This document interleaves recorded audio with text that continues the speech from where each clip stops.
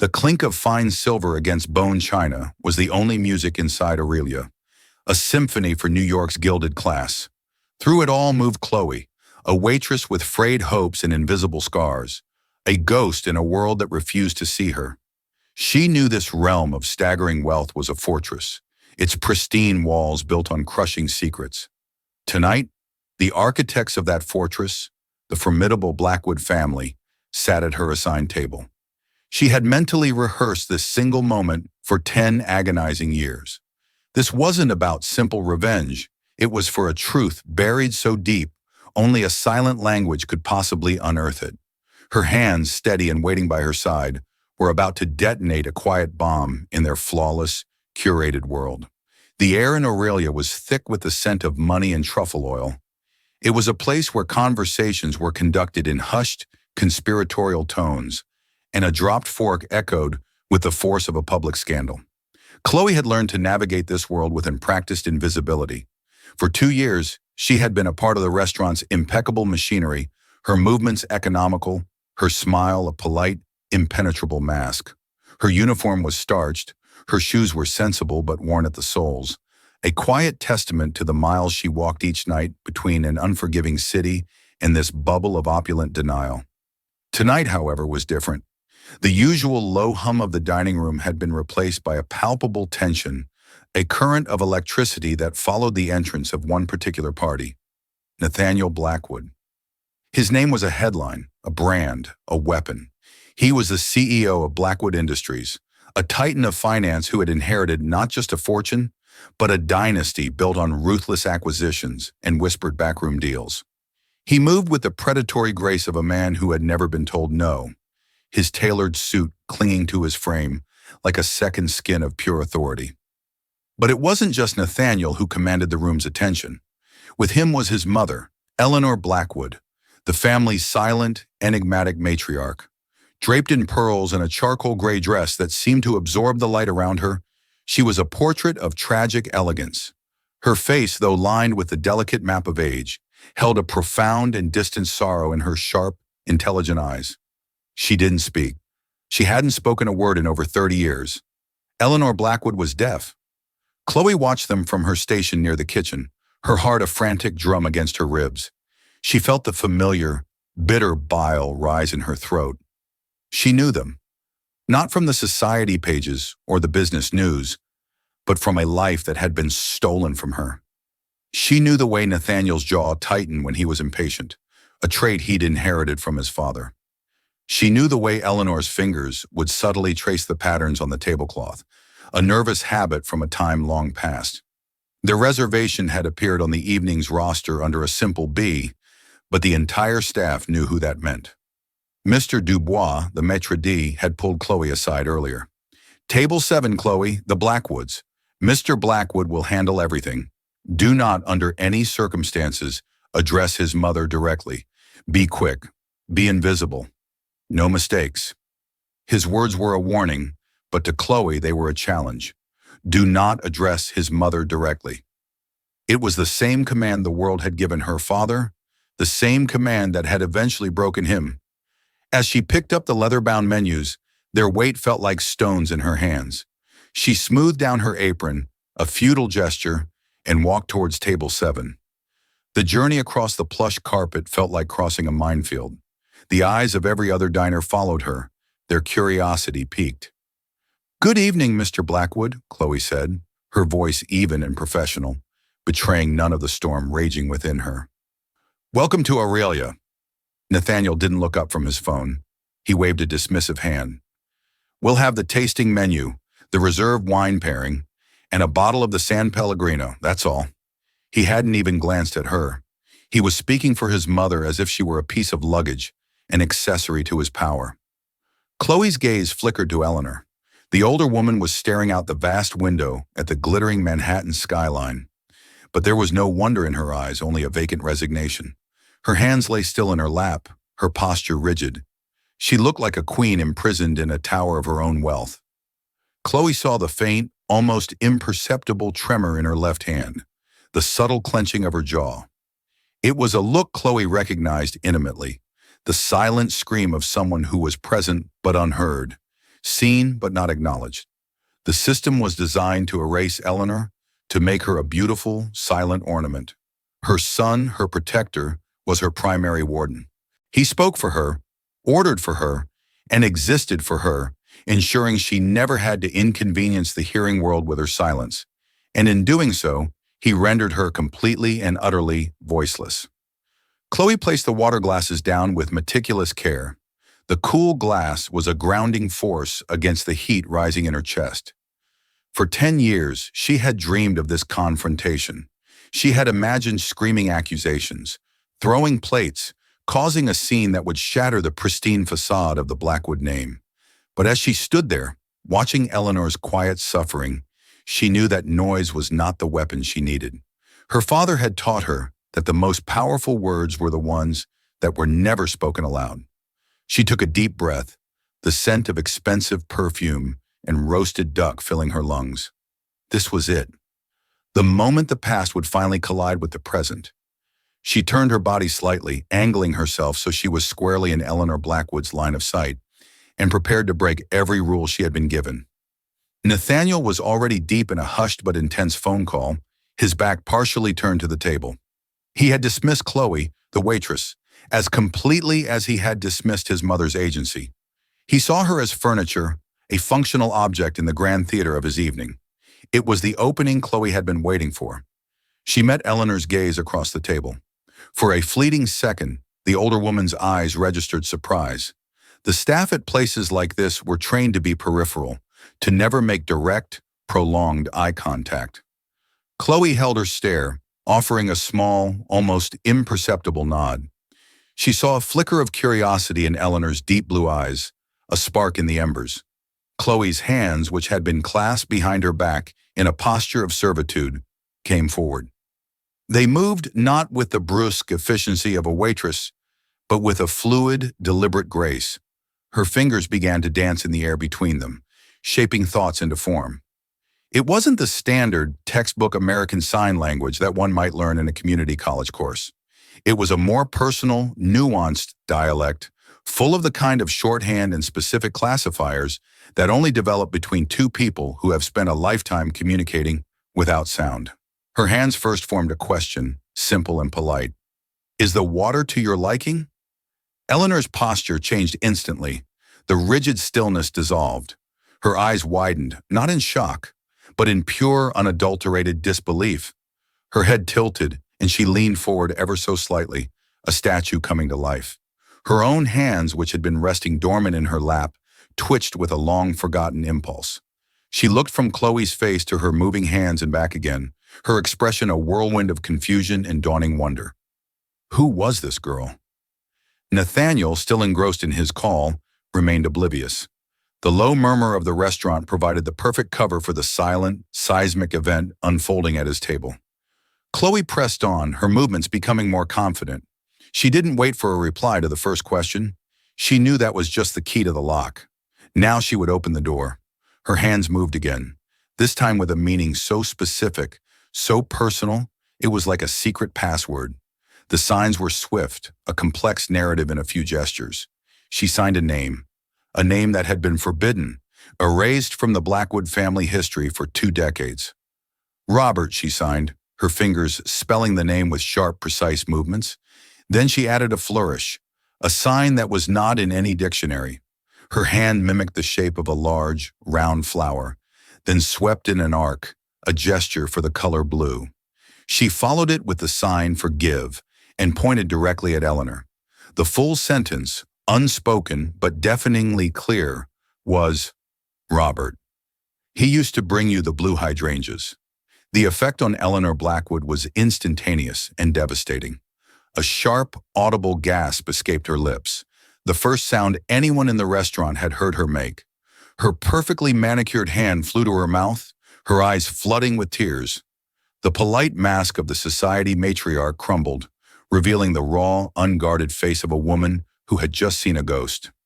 Blue hydrangeas, it was their secret. Robert, their driver and head of household staff for over 15 years, was also deaf. He and Eleanor had shared a world of silence, a bond that Nathaniel's father, the formidable patriarch Richard Blackwood, had tolerated but never understood. Every Monday, without fail, Robert would cut the most perfect blue hydrangeas from his own small garden and place them in a vase in Eleanor's private sitting room. It was a quiet act of friendship, a splash of vibrant color in her muted world. After Robert was disgraced, accused of theft, and fired, every hydrangea bush on the Blackwood estate had been ripped from the ground on Richard's orders. The flowers, and the man who brought them, were meant to be forgotten. Nathaniel finally ended his call, turning back to the table with an air of irritation. "Now, as I was—" He stopped mid-sentence. He saw the waitress standing there, her hands frozen in the air. He saw his mother, his eternally composed, silent mother, with tears streaming down her face, her body trembling. "What did you do?" he hissed, his voice low and dangerous. He pushed his chair back, rising to his feet, his eyes, cold chips of flint, locked onto Chloe. "What the hell did you say to her?" He assumed she had spoken, had said something cruel or insulting. The idea that she could have communicated in any other way was completely alien to him. But Eleanor answered him, not with her voice, but with her hands. They rose from her lap, shaking violently, clumsy from years of disuse. But the signs were clear, a frantic, desperate question aimed at Chloe. "Who are you? How do you know?" The other patrons were beginning to stare now. The quiet drama at table 7 was becoming a spectacle. Mr. Dubois was already striding towards them, his face a mask of controlled panic. Chloe looked directly at Nathaniel, her own eyes now glistening, not with tears of sadness, but with the fire of righteous anger that had been simmering for a decade. Her hands moved one last time, slow, deliberate, and undeniable. She signed her own name, Chloe. Then she signed the word for father and spelled out his name again. My father. Robert. The silence that followed was more profound than any sound. Nathaniel Blackwood stared, his mind struggling to process the information. The waitress, the driver's daughter, Robert's girl. The past he had been taught to bury had just walked up to his table and served him a truth more searing than any dish on the menu. The shock wasn't just that she could sign. The shock was what she had signed. She had resurrected a name. She had declared a war. And everyone in the restaurant was now watching. The carefully constructed world of Nathaniel Blackwood fractured in that moment. The name Robert echoed in the silent space between them, a ghost summoned by the hands of a waitress he had deemed insignificant. His first instinct was rage, the primal defense of a man whose authority had been publicly challenged. "Get out!" he snarled, his voice a low growl that cut through the restaurant's ambient chatter. He took a step towards Chloe, his formidable presence meant to intimidate, to crush. "You're fired. Get out of this restaurant right now." Mr. Dubois arrived at the table, his face pale. "Mr. Blackwood, is there a problem? I am so sorry." He turned to Chloe, his eyes full of fury. "Mademoiselle, what have you done? I told you." But Chloe didn't flinch. She stood her ground, her chin held high. The fear that had been her constant companion for years was gone, replaced by a cold, hard certainty. She wasn't just a waitress anymore. She was her father's daughter, and she was here for an accounting. "She stays," a new voice commanded, or rather, a new set of hands. All eyes turned to Eleanor. She had risen from her chair, her hand gripping the edge of the table for support. Her face was a storm of emotions, grief, shock, but also a fierce, protective resolve that Nathaniel had not seen in decades. Her hands, though still trembling, moved with a newfound strength and clarity.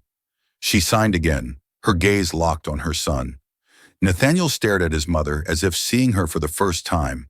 For his entire adult life, she had been a passive presence, a fragile porcelain doll to be managed and protected.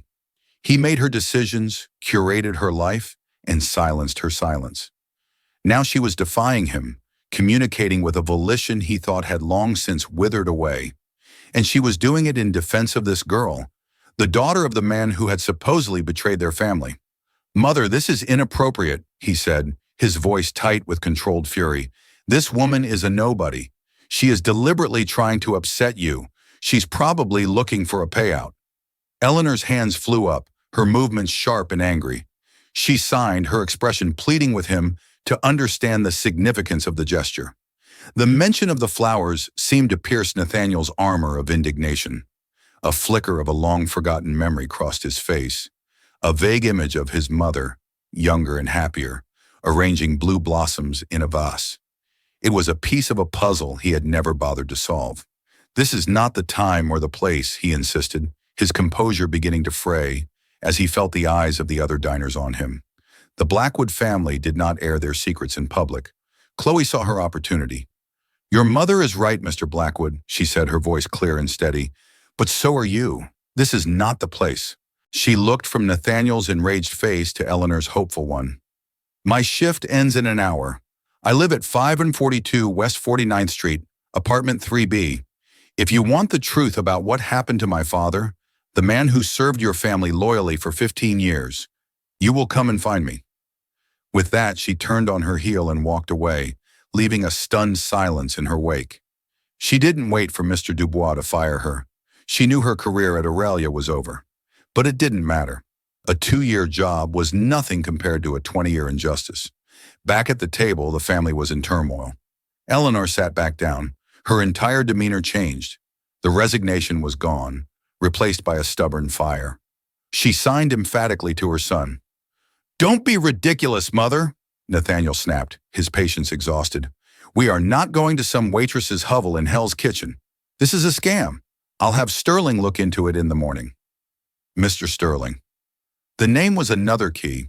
Wesley Sterling was the Blackwood family's lawyer, a man as sleek and venomous as a viper. He had been a junior associate 20 years ago, the one who had handled the unpleasantness with Robert. Eleanor shook her head vehemently. Her hands were a blur. That last sentence landed like a physical blow. To Nathaniel, his late father, Richard Blackwood, had been a god, infallible, powerful, and always right. His entire worldview was built on the foundation of his father's legacy. To hear his mother question that, to even suggest that the patriarch had been capable of error, was a heresy of the highest order. He stared at his mother's determined face. The power dynamic between them had irrevocably shifted. The silent woman he had managed for so long was now making demands, forcing him to confront a past he had been taught to despise. He saw the resolute set of her jaw and knew, with a sinking feeling, that he would not win this argument. For the first time in his life, his mother's silence was not a void he could fill with his own intentions. It was a wall he could not breach. He slumped back into his chair, the exquisite food on the table now looking like ash. He ran a hand through his perfectly styled hair, his mind racing.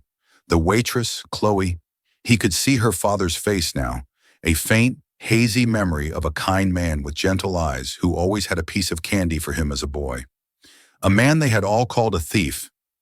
Nathaniel Blackwood was a man who controlled everything, markets, companies, people. But in that moment, he felt a terrifying loss of control. A simple waitress, with a few movements of her hands, had managed to do what no corporate rival ever could. She had breached the fortress walls of his family and was threatening to tear them down from the inside. He looked at his mother's expectant face and knew he had no choice. He had to go to that apartment. He had to know the truth. The apartment at 542 West 49th Street was a world away from Aurelia. The lobby smelled of disinfectant and boiled cabbage. The elevator groaned in protest as it climbed to the 3rd floor. Chloe's apartment, 3B, was small and sparsely furnished, but immaculately clean. The only decorations were a few framed photographs on the wall, a shrine to a life that had been. In every picture, a man with kind, smiling eyes stood proudly next to a younger, beaming Chloe. This was Robert. In one photo, he was teaching a tiny Chloe how to sign the letter A. In another, they were standing in a small but vibrant garden, surrounded by enormous, impossibly blue hydrangea bushes. His pride and his love for his daughter radiated from every image. Chloe had just finished changing out of her uniform when the buzzer rang. Her heart leaped into her throat. She took a deep breath and pressed the button. "Hello? It's Nathaniel Blackwood," the voice on the intercom said, clipped and impatient. Chloe let them in. She opened her apartment door and waited. A few moments later, Nathaniel and Eleanor appeared at the end of the hallway. Nathaniel looked profoundly uncomfortable, his expensive suit entirely out of place amidst the scuffed linoleum and flickering fluorescent lights. Eleanor, however, looked around with a kind of sad curiosity, her eyes taking in every detail. Chloe led them inside. She didn't have much to offer, but she gestured towards the two mismatched armchairs she owned. Nathaniel remained standing, scanning the room as if looking for threats. Eleanor, however, walked directly to the wall of photographs. She stopped in front of the picture of Robert in his garden. Her fingers gently traced the outline of his smiling face, a gesture of profound tenderness and regret. She turned to Chloe, her eyes asking the question she couldn't voice. Chloe understood. "He passed away 8 years ago," she said softly, her voice thick with emotion. "His heart. The doctors said, they said it was stress. A broken heart, really." The words hung in the air, a quiet accusation. Nathaniel's jaw tightened. "Miss, I don't know what kind of game you're playing." "This is not a game, Mr. Blackwood," Chloe interrupted, her voice gaining strength. "This is my life, the life you and your father destroyed." She walked over to a small wooden chest in the corner of the room. From it, she lifted out a worn leather satchel. "My father was the most honest man I have ever known. He revered your family. He especially revered your mother." She looked at Eleanor, who was watching her intently. "He told me how your husband, Richard, controlled everything. How lonely your mother was in that huge, silent house. He said the hydrangeas were the only things that made her smile. He said it was his duty to bring her a small piece of joy." Chloe opened the satchel and spread its contents on her small coffee table. There were old, yellowed newspaper clippings. The headlines were brutal. "Blackwood thief caught. Trusted servant betrays millionaire family." There were also legal documents, a copy of a confession, signed with Robert's shaky signature, and a notice of termination. "My father was accused of stealing a diamond necklace," Chloe stated, her voice trembling with suppressed rage. "A necklace that belonged to your mother." She looked directly at Eleanor. She signed. Eleanor gasped, her hands flying to her throat, right where the necklace used to sit. She remembered it vividly, a gift from Richard, heavy and cold. It had vanished from her jewelry box one afternoon. Richard had flown into a rage. The house was turned upside down. And then a day later, Wesley Sterling, the ambitious young lawyer, announced that the necklace had been found. It was discovered in the trunk of Robert's car, wrapped in an old rag. Nathaniel remembered the story he had been told. He was a thief. He confessed to it. "He was forced to confess," Chloe shot back, her voice rising. "My father could read and write, but legal documents? Complex language." He was terrified. Sterling and your father cornered him in the library. There was no interpreter. They told him that if he signed the paper, they would be lenient, that he could just leave and it would all be over. They told him if he didn't, they would make sure he went to prison for 20 years, and that I, his 12-year-old daughter, would be sent into the foster care system. What would you have done, Mr. Blackwood? Nathaniel had no answer. Chloe continued, her voice breaking. He signed it to protect me. He lost everything. His job, his reputation, his home. We lived in a small cottage on your estate. We were evicted that same day. No one would hire him after that. The shame of it. It ate him alive. He spent the rest of his life working odd jobs, washing dishes, his spirit dimming a little more each day. All because your father needed a scapegoat. Eleanor was weeping silently now, shaking her head back and forth. Her hands moved, speaking to Chloe. This was news to Nathaniel. His father had told him that the necklace was so tainted by the betrayal that he had sold it immediately. Another lie. Why? Nathaniel asked, his voice barely a whisper. He was addressing Chloe, but the question was for the universe. Why would my father frame him? It makes no sense. The necklace was insured. He loved my mother. Why hurt her by firing a man who was her friend? Chloe looked at him with a pity that stung more than any insult. You really don't know, do you? Your father didn't just tolerate my father's friendship with your mother. He despised it. He was a possessive, jealous man. He couldn't stand that your mother had a confidant, a friend who shared her silent world, a world he couldn't enter. He couldn't stand that someone as lowly as a deaf servant could bring her a happiness that his diamonds and his money couldn't.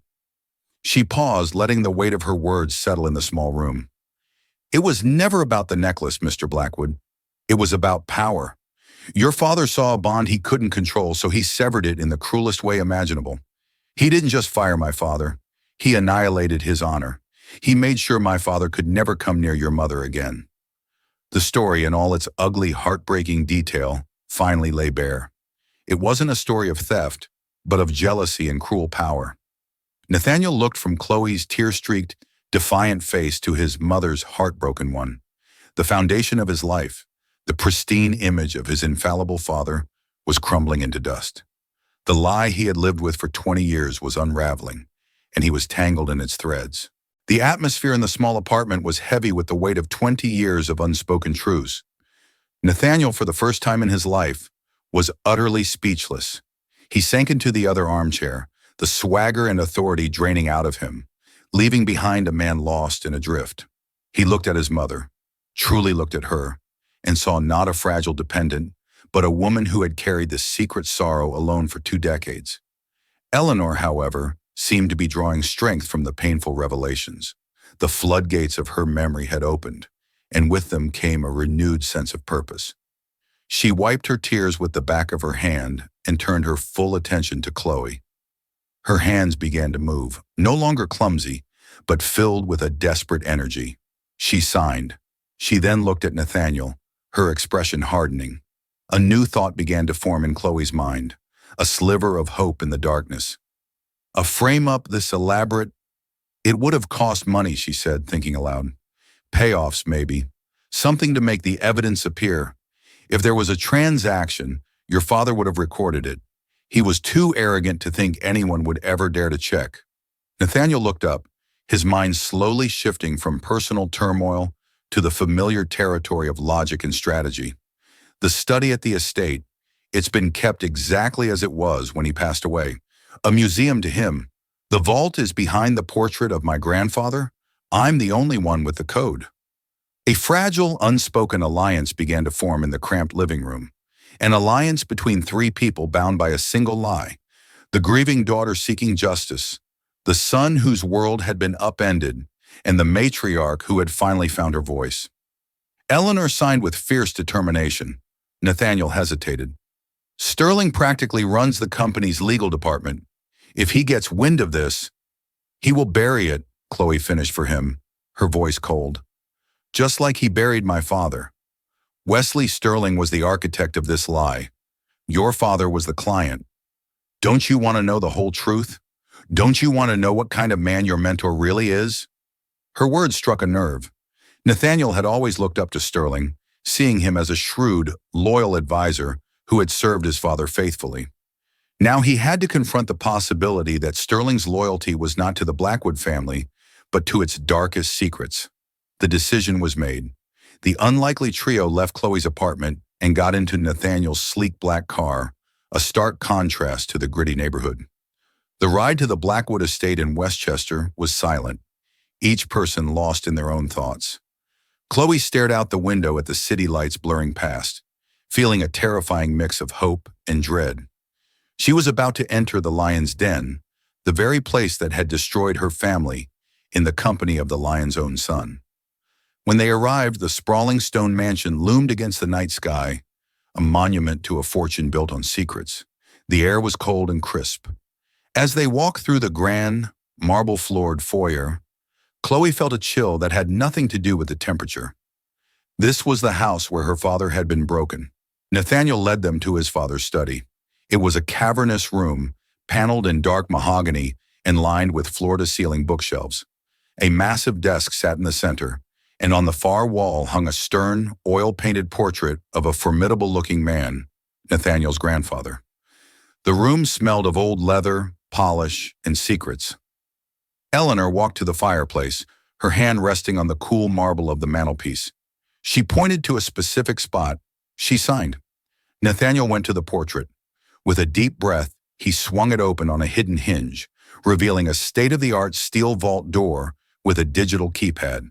His fingers hovered over the numbers. This felt like a point of no return. By opening this vault, he wasn't just searching for evidence. He was committing an act of rebellion against the ghost of his father. He entered the code. With a soft whir and a heavy clunk, the massive door swung open. The air that wafted out was cool and dry, the smell of preserved history.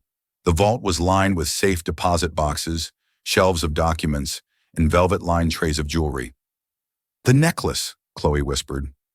Nathaniel found the jewelry trays. He pulled one out, and then another, and then he froze. There, nestled on a bed of black velvet, was the Serafina diamond.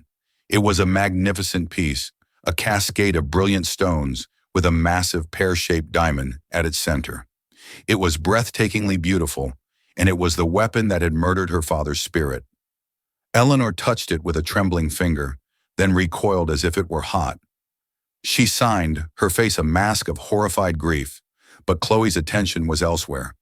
"The ledgers," she urged. "We need the ledgers." Nathaniel moved to a stack of large leather-bound books. He dated everything. He pulled out a volume marked with the year of Robert's dismissal. He placed it on the desk and began to flip through the pages, his heart pounding. The entries were written in his father's precise, unforgiving script. Records of stock purchases, property acquisitions, political donations. And then he found it. An entry dated the day after the necklace was found. It wasn't a large sum, not by Blackwood standards, but it was the notation next to it that made the blood run cold in his veins. The entry read, $50,000 W.S. Household matter resolved. W.S. Wesley Sterling, household matter resolved. It was there. The proof. The payment for the frame-up, recorded with the same dispassionate arrogance as a purchase of office supplies. It wasn't just an accusation anymore. It was a receipt for a man's soul. Suddenly, the soft click of the study door opening behind them made all three of them jump. "Working late, Nathaniel?" a smooth voice inquired. They turned. Leaning against the door frame, a smug, knowing smile on his face, was Wesley Sterling. His eyes darted from the open vault to the ledger on the desk, and then to the faces of the three people who were about to ruin him. The smile never left his face. "I thought you might end up here," he said, his voice dangerously calm. "It seems a reunion is in order." Wesley Sterling stepped into the room, closing the heavy oak door behind him with a definitive click. The sound echoed in the silent study, a final punctuation mark on their secrecy. He was no longer the sleek, obsequious lawyer. His posture was different, his eyes holding a cold, predatory glint. He had been a wolf in sheep's clothing for so long, and now the fleece was off. "I must say I'm impressed," Sterling said, his gaze settling on Chloe. "Robert's little girl. You have your father's eyes, but you have a fire he lacked. He was always too gentle." The word was an insult, a sneer. Nathaniel stepped forward, positioning himself between Sterling and the two women. The ledger was still open on the desk, an indictment in black ink. "It's over, Wesley. It's all right here. The payment." Sterling chuckled, a dry, rustling sound. "Payment? That's a retainer for services rendered, Nathaniel. You should know your father was a very generous employer, especially to those who handled his delicate affairs." He walked calmly toward the desk, his expensive shoes making no sound on the thick Persian rug. "You see, what you have there is an ambiguous entry in a dead man's private book. What I have is 20 years of unimpeachable service to this family. Who do you think a board or a judge is going to believe?" "I believe her," Nathaniel said, his voice hard as steel. He gestured towards Chloe. "And my mother is a witness." Sterling's eyes flicked to Eleanor. "Ah, yes, the silent witness," he said with mocking pity. "A woman who hasn't been considered a reliable narrator for 30 years. Tragic, really. It will be my word against the testimony of a disgruntled ex-employee's daughter and a woman whose own son has treated her as an invalid for her entire life. It's not a strong case." His words were poison-tipped darts designed to divide and conquer. He was right. In the cold, cruel world of law and public opinion, their truth could easily be twisted, buried under an avalanche of innuendo and expensive legal maneuvering. Chloe felt a surge of despair. They had the proof, but it wasn't a smoking gun. It was a whisper, and Sterling commanded a megaphone. But Eleanor was no longer the woman Sterling remembered. She stepped out from behind her son, her face set like stone. She pointed a trembling finger at Sterling, her eyes blazing with a cold fire. Her hands began to move, not in frantic signs, but in slow, deliberate, powerful gestures, each one crafted to convey the full weight of her fury. Chloe found herself translating aloud, her voice giving sound to Eleanor's silent rage. "She says," Chloe began, her voice ringing with conviction, "I remember you, Wesley. I remember your smile. The same smile you wore the day you told my husband you had solved the problem. You were so proud of yourself. You looked like a cat that had swallowed a bird." Sterling's smile faltered for the first time. Eleanor's hands continued their silent, damning speech. "You told my husband that Robert was weak, that you could break him easily. I was in the adjoining room. The door was ajar. I heard everything. Richard thought my silence meant I was oblivious. But I listened. I always listened." The room was deathly quiet. This was the testimony Sterling could never have anticipated. The silent witness had been listening all along. "A convenient memory," Sterling scoffed, but a bead of sweat had appeared on his temple. "Utterly unprovable." "Maybe," Chloe said, stepping forward, "but maybe we don't need to prove it in a courtroom. Maybe we just need to let the world know." She picked up her phone from her pocket. "I wonder what the New York Times would do with a story about how Blackwood Industries was built on a foundation of lies, about how its esteemed legal counsel framed a deaf man to satisfy the petty jealousy of its founder. Your reputation, your career, it would all be gone."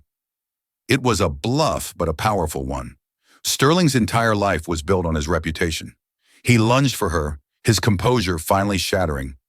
"You little—" Nathaniel moved faster. He intercepted Sterling, grabbing his arm in a vice-like grip. The two men stood locked in a standoff, the simmering resentment of years finally boiling over. "You will not touch her," Nathaniel growled. The study door burst open again. This time it was Fields, the head of security, a burly man who had been with the family for years. He had been alerted by a silent alarm Nathaniel had tripped when he opened the vault. "Mr. Blackwood, is everything all right, sir?" Fields asked, his eyes taking in the tense scene. For a moment, no one spoke.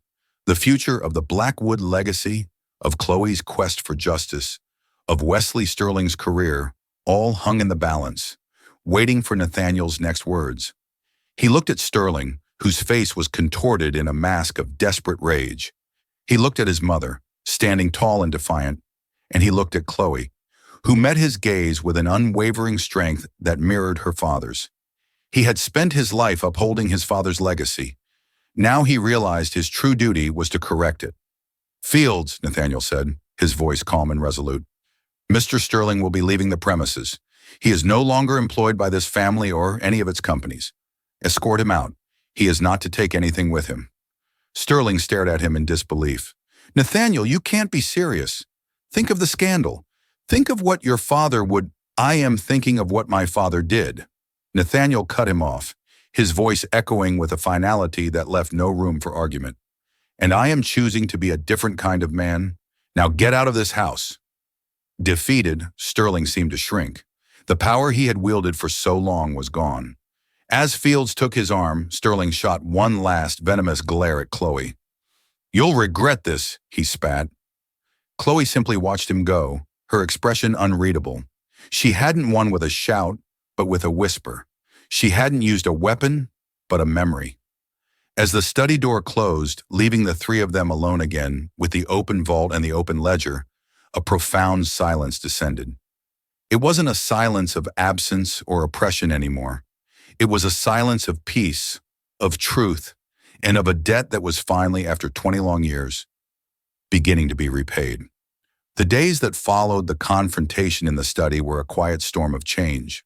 Wesley Sterling was dismissed, his departure masked by a carefully worded press release about pursuing new opportunities. He went quietly, his threats silenced by a non-disclosure agreement, and the unspoken promise that Nathaniel would ruin him completely if he ever spoke of the matter again.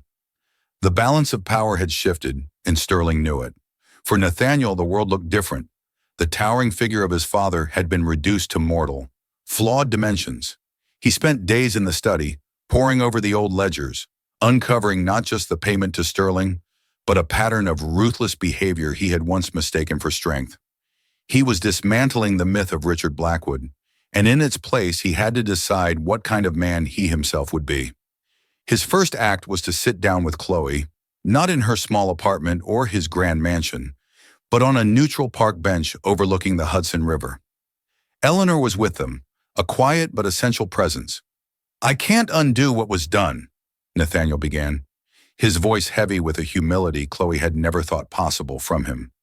"No amount of money can give you back your father or the years you lost, but I must try to make amends." He offered her a settlement from his personal fortune. It was a staggering sum, enough to ensure she would never have to worry about money again. But more than that, he offered a public exoneration. He had prepared a statement to be released to the press, clearing Robert's name completely. It detailed a profound historical injustice, based on fabricated evidence by a former legal advisor. It was a masterpiece of corporate speak, but at its heart it was an apology. Chloe listened, her gaze steady. "The money is one thing," she said. "It will help, but the truth is everything. My father's name deserves to be cleared." She accepted, but she had a condition. "I don't want the money for myself," she explained. "I want to start a foundation, the Robert Grant Foundation for Deaf Advocacy and Education. It will provide scholarships, resources, and legal aid for deaf individuals who are so often ignored or taken advantage of by the system." Nathaniel looked at her, a newfound respect in his eyes. He nodded. "It will be done. Blackwood Industries will provide the initial endowment, a significant one." Their meeting was not the end of a story, but the beginning of a new chapter. Chloe resigned from Aurelia and poured her energy into establishing the foundation, finding a purpose that honored her father's memory in the most profound way possible. The relationship between Nathaniel and his mother was transformed. He stopped speaking for her. He started learning sign language, his initial efforts clumsy but earnest. He began to see her not as a responsibility, but as a person with a history, with thoughts, and with a strength he had never acknowledged.